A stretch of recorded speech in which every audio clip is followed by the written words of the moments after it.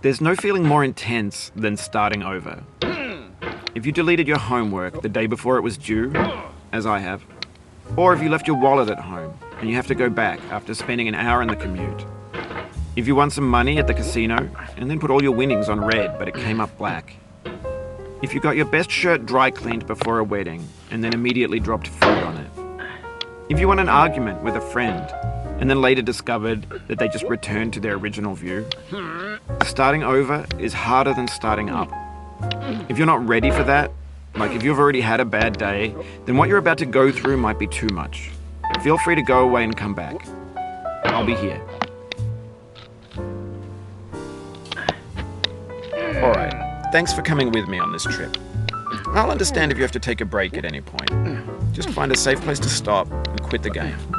Don't worry, I'll save your progress, always, even your mistakes. This game is a homage to a free game that came out in 2002, titled Sexy Hiking. The author of that game was Jazzuo, a mysterious Czech designer who was known at the time as the father of B games. And B games are rough assemblages of found objects. Designers slap them together very quickly and freely, and they're often too rough and unfriendly to gain much of a following. They're built more for the joy of building them than as polished products. In a certain way, Sexy Hiking is the perfect embodiment of a B game. It's built almost entirely out of found and recycled parts, and it's one of the most unusual and unfriendly games of its time. In it, your task is simply to drag yourself up a mountain with a hammer. And that act of climbing, in the digital world or in real life, has certain essential properties that give the game its flavor. No amount of forward progress is guaranteed. Some cliffs are too sheer or too slippery. And the player is constantly, unremittingly in danger of falling and losing everything.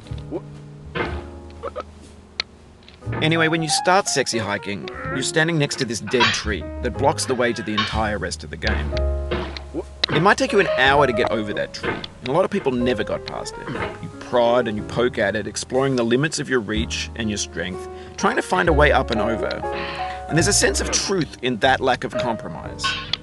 Most obstacles in video game worlds are fake. You can be completely confident in your ability to get through them once you have the correct method or the correct equipment or just by spending enough time.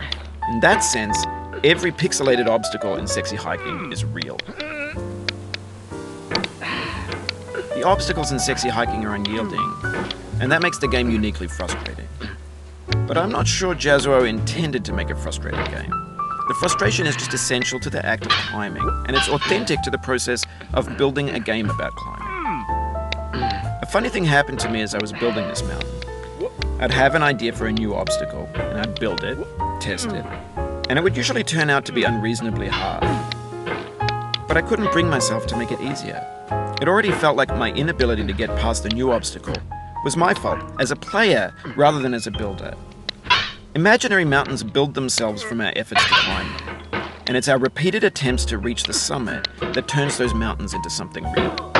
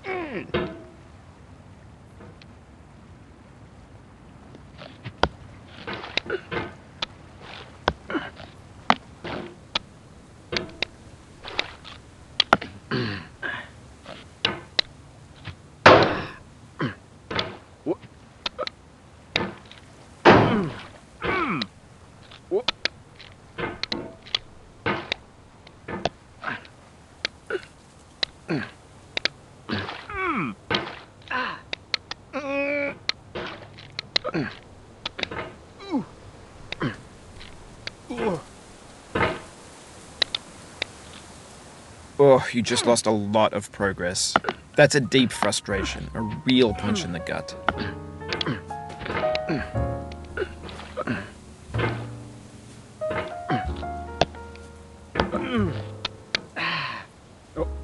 Oof, sorry about that.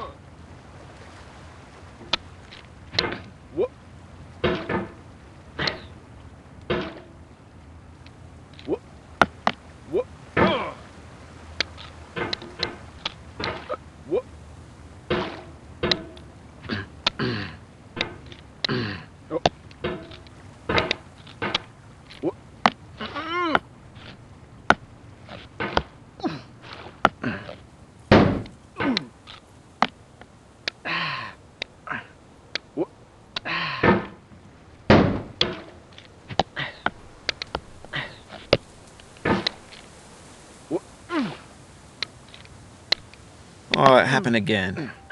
Keep on trying, don't let it get to you.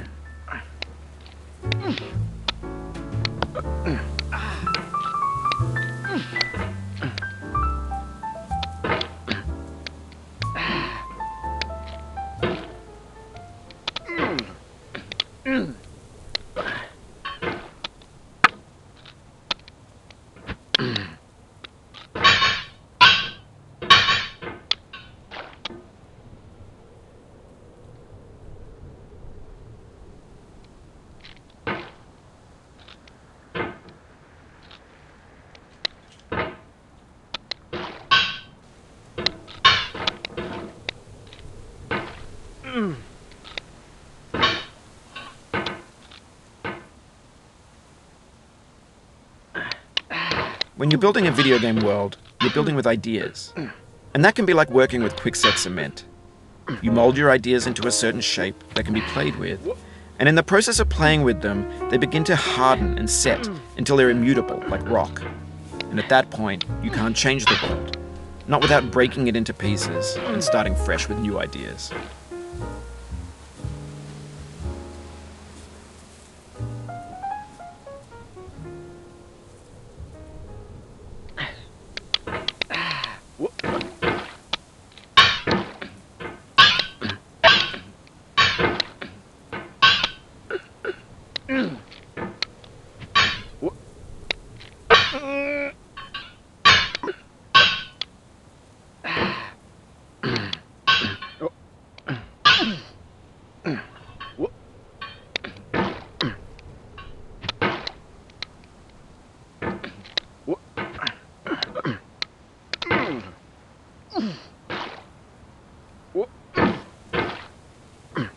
This thing that we call failure is not the falling down, but the staying down. Mary Pickford.